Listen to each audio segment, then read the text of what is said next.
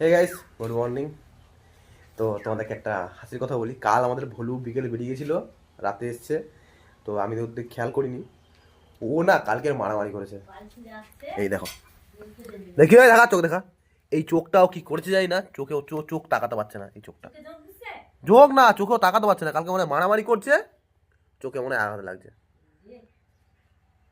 তোকে বারবার বলি ভাই, বাইরে বেরোস না, বাইরে বেরোস না। কেন শুধু বাইরে যাবে? এই তো চোখে চোখ তাকাতে পারেনি। কে আছে চোখে? চোখ খুলতে পারেনি। ওই তো কে চোখে খুঁজে দিছে রে। চোখে লাগছে কিভাবে?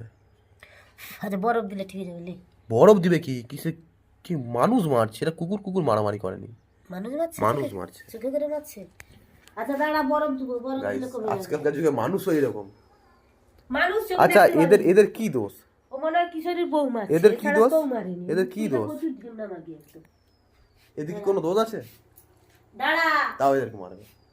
এরা শুধু চায় কি জানো? দুটো খেতে। যদি সবাই একটু করে খেতে দেয় না ঘরের বাইরে, কোনো কুকুর কাউকে কামড়াবে না, কাউকে কিছু করবে না। তোকে যদি মেরে রাখে কিন্তু এটাই মানুষ বোঝে না। মানে অবলা প্রাণী পেয়ে মারবে এদের। তো যদি চোখে লেগে থাকে মা এখন তার চোখে জল দিচ্ছে। কালকে তো দেখিনি, আমি দেখবো কি করে? তো ডাকি না আসুনি গরু গাছ। আর ওকে বারবার বলি বাইরে যেতে না, এ কথা শোনে না।